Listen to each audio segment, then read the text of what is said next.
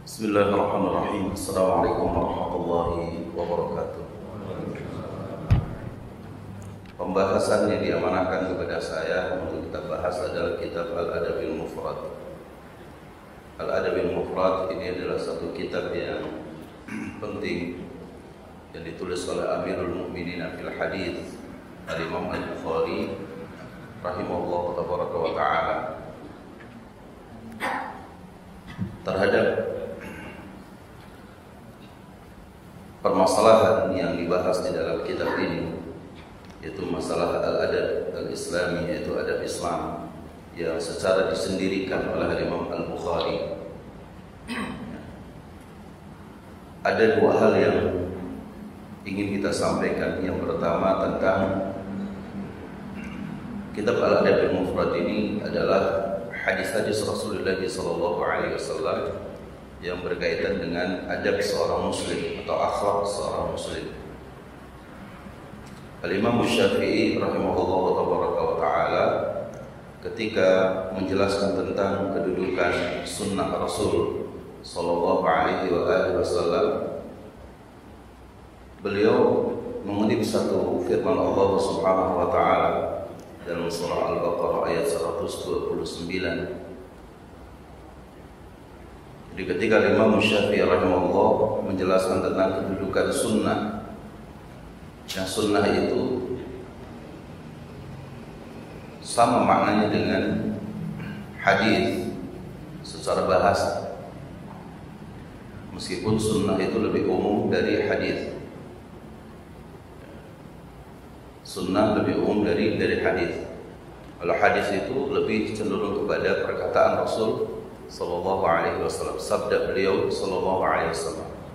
Kalau sunnah itu segala sesuatu yang disandarkan kepada Rasulullah sallallahu alaihi wasallam, baik bentuknya perkataan, perbuatan, ketetapan beliau atau sifat-sifat beliau. Dan sifat ini ada dua, yang bersifat-sifat fisik, yaitu khilqiyatul Rasul. Khilqiyah pakai kasrah, itu sifat fisiknya Rasul sallallahu alaihi wasallam, itu juga sunnah. Atau khuluqiyah, yaitu akhlak. Jadi ma udhifa ila Nabi sallallahu alaihi wa alihi wasallam min qaulin aw fi'lin aw taqririn aw sifatin khilqiyah aw khuluqiyah fahiya as-sunnah. Jadi sunnah itu segala sesuatu yang disandarkan kepada Rasulullah sallallahu alaihi wasallam. Perkataan, perbuatan, ketetapan, ya diamnya Rasul, lalu kemudian sifat Rasul sallallahu alaihi wasallam, baik akhlak maupun fisiknya. Maka ini bersifat umum. Untuk itulah Imam Syafi'i rahimahullah taala ketika menjelaskan kedudukan sunnah di dalam Islam, beliau membawakan firman Allah surah Al-Baqarah ayat 129. وَابْعَثْ فِيهِمْ رَسُولًا مِّنْهُمْ يَتْلُو عَلَيْهِمْ آيَاتِكَ وَيُعَلِّمُهُمُ الْكِتَابَ وَالْحِكْمَةَ وَيُزَكِّيهِمْ إِنَّكَ أَنْتَ الْعَزِيزُ الْحَكِيمُ. Ketika dibawakan ayat ini, beliau mengatakan faradallahu 'alan nas ittiba'a wahyihi wa sunani rasulih sallallahu alaihi wasallam. Itu kata Imam Syafi'i. Allah telah mewajibkan kepada manusia untuk mengikuti wahyunya Allah Azza wa Jalla. Wahyu Allah Subhanahu wa ta'ala, itu Al-Quranul Karim, wa sunani rasulih sallallahu alaihi wasallam, dan sunnah Rasulullah sallallahu alaihi wasallam. Dan sunnah itu juga wahyu. Karena Allah Subhanahu wa ta'ala berfirman, wa ma yantiqu 'anil hawa in huwa illa wahyu yuha. Rasul tidak berbicara dengan hawa nafsunya, tapi Rasulullah berbicara dengan wahyu. Allah katakan ya di sini ketika berbicara tentang Nabiullah Ibrahim alaihi salam, ketika berdoa setelah menempatkan istri beliau Hajar dan juga putranya Ismail di kota Mekah, yang pada saat itu tidak ada penghuni yang lain di kota tersebut kecuali Hajar dan juga Ismail. Allah katakan wab'as fihim rasulan, utuslah dari mereka nantinya itu seorang rasul yatlu alaihim yang membacakan ayat-ayat Allah Subhanahu wa taala, yatlu alaihim ayatik wa yu'allimuhumul kitab wal hikmah, mengajarkan Alkitab dan juga Al-Hikmah. Para ulama tafsir ketika menjelaskan Al-Hikmah, Al-Imam Ibnu Katsir rahimahullah taala adalah as-sunnah. Jadi ajarkan Al-Quran dan sunnah Rasul sallallahu alaihi wasallam. Wa yuzakkihim, dan agar Rasul itu mensucikan jiwa manusia. Innaka antal azizul hakim, sesungguhnya engkau maha perkasa lagi maha bijaksana. Pada ayat ini ikhwatul iman, para jemaah sekalian, bapak-bapak dan ibu-ibu yang dimuliakan Allah Subhanahu wa taala, bahwa di antara amanah yang Allah berikan kepada seorang rasul itu paling tidak harus memenuhi 3 syarat inilah yang wajib dilaksanakan oleh seorang nabi dan seorang rasul. Pertama adalah membacakan ayat-ayat Allah Azza wa Jalla. Ayat-ayat Allah dibagi menjadi 2. Ada ayat-ayat yang termaktub di dalam Al-Quranul Karim atau di dalam kitab-kitab suci sebelumnya. Kitab Zabur kepada Nabi Daud, maka Nabi Daud diperintahkan untuk membacakan kitab Zabur kepada umatnya. Kitab Taurat kepada Nabi Musa diperintahkan untuk membacakan kitab Taurat kepada umatnya. Kitab Injil kepada Nabi Isa diperintahkan untuk membacakan kitab Injil kepada umatnya.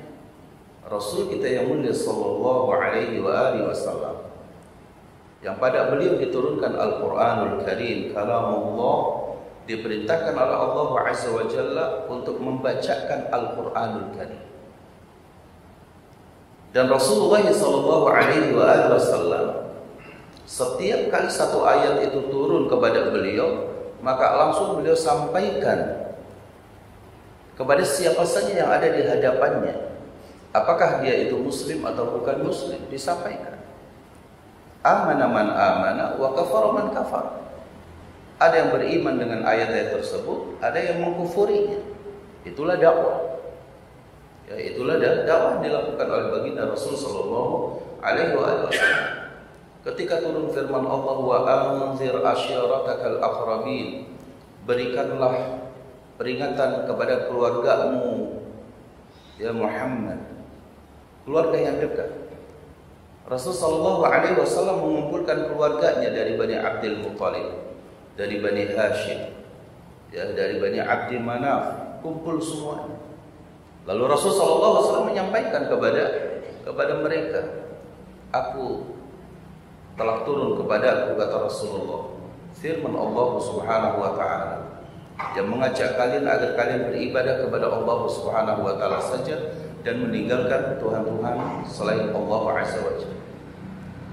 Artinya ayat ini dibacakan kepada umat. Setiap kali turun ayat, Rasulullah sallallahu alaihi wasallam tidak pernah menyembunyikan satu ayat. Kenapa kitab Al-Adabil Mufrad ini yang dibahas? Bahwa adab ini adalah perkara yang sangat penting di dalam Islam. Sampai Abdullah ibnu Mubarak, seorang ulama, dia mengatakan apa? Aku belajar adab 30 tahun, sedangkan belajar ilmu 20 tahun. Orang kalau tidak memiliki kecerdasan, paling tidak dia memiliki akhlak yang baik, itu akan dimuliakan orang. Dimuliakan orang, dia akan bisa apa? Akan bisa berinteraksi dengan semua orang. Adab yang baik, akhlak yang baik. Ditanyakan lagi kepada ulama ini, bagaimana kalau dia tidak cerdas, tapi dia juga tidak punya akhlak yang baik? Maka yang ketiganya, kata ulama ini, adalah apa? Dia harus memiliki teman yang baik, teman yang soleh. Karena as-sahibu sahib, sahabat itu akan mudah menarik diri kita. Kalaulah kita bukan orang yang cerdas, kalaulah kita bukan orang yang pintar, kalaulah saya ini bukan orang yang baik, tapi ketika berteman dengan orang baik, maka orang yang baik ini akan menarik kita. Dan ini berdasarkan hadis Rasul sallallahu alaihi wasallam. Kalau kita berteman, ya, diibaratkan kalau kita berteman dengan seseorang yang menjual minyak wangi, maka paling tidak kita akan kecipratan bau wanginya. Paling tidak kita coba, ini warna wangi seperti ini apa? Kita akhirnya coba, diusapkan kepada badannya. Meskipun terakhirnya memang wanginya jadi apa? Jadi tidak beraturan karena kita suruh mencobain terus. Ya kan? Wangi ini taruh di sebelah sini, wangi ini taruh di sini. Banyak minyak wangi yang sampai di kita, tapi semuanya wangi. Semuanya wangi. Tapi kalau kita berteman dengan orang yang sedang apa? Yang sedang ngelas gitu ya. Maka paling tidak tangan kita kecipratan apa? Apinya. Mungkin ada bolong sedikit pada bajunya, mungkin ada lagi gitu. Ya, jadi as-sahibu sahib kata para ulama, sahabat itu akan menarik diri kita. Maka apa? Kalau kita tidak memiliki kecerdasan, kalau kita tidak memiliki apa kemuliaan akhlak, kita masih nakal lah dalam hidup kita ini. Paling tidak kita bersahabat dengan orang yang baik. Suatu ketika kebaikan sahabat ini akan terus, tidak akan pernah bosan menarik diri kita. Mungkin hari ini kita berbuat salah, kata sahabat kita, ya janganlah begitu. Ya, coba kita sadar hidup ini untuk apa? Mungkin hari itu tidak kita terima, tapi karena kita ini teman sahabat sejati kita, besok kita melakukan kesalahan lagi, diingetin lagi. Akhirnya apa? Pada suatu masa akan sampai pada waktunya, ternyata betul apa yang antum sampaikan. Saya terlalu banyak berbuat salah, saya terlalu banyak ceroboh, saya terlalu banyak ini. Insya Allah hari ini saya akan mengikuti nasihat-nasihat kamu. Jadi dakwah itu juga tidak sekali jadi gitu. Kalau teman yang baik itu maka akan terus menarik diri kita. Itu yang ketiga. Ditanyakan lagi kemudian oleh ulama ini, bagaimana kalau dia tidak punya teman baik? Apa solusinya kalau dia ingin menjadi baik? Sumtun tawil. Sumtun tawil. Diam yang panjang. Artinya apa? Jangan banyak bicara. Karena orang yang tidak cerdas, orang yang tidak punya akhlak, orang yang tidak punya teman, semakin dia banyak bicara, semakin ketahuan kejahilan dia, semakin ketahuan ya kerusakan yang ada pada dirinya dan yang lainnya. Banyak diam saja, ya, banyak diam. Ternyata tidak juga, ditanya lagi kepada ulama ini. Ternyata dia juga nggak bisa diam, ngomong terus ke sana kemari. Lisannya itu banyak nyakit orang. Karena apa? Orang cerdas biasanya dia ngomong asal keceplosan saja, akan asal begitu, bicara apa adanya. Banyak orang tersakiti dengan lisannya. Orang merasa bahwa lisannya banyak menyakiti, tapi karena dia nggak cerdas, dia tidak mawas diri bahwa kalimatnya itu banyak menyakiti orang. Apa kata ulama ini? Yang terbaik bagi dia yaitu adalah mautun ajil. Mautun ajil, kematian yang disegerakan. Maksudnya adalah apa? Doakan semoga Allah wafatkan dia agar dia dalam hidupnya tidak terlalu banyak dosa. Dan semoga Allah dengan kejahilannya maka Allah menyelamatkan dia nanti dari azab neraka. Doakan kebaikan untuk dia. Jangan biarkan orang-orang yang jahat itu, orang-orang yang buruk itu hidup lama di dunia, karena kasihan sama dia. Assalamualaikum warahmatullahi wabarakatuh.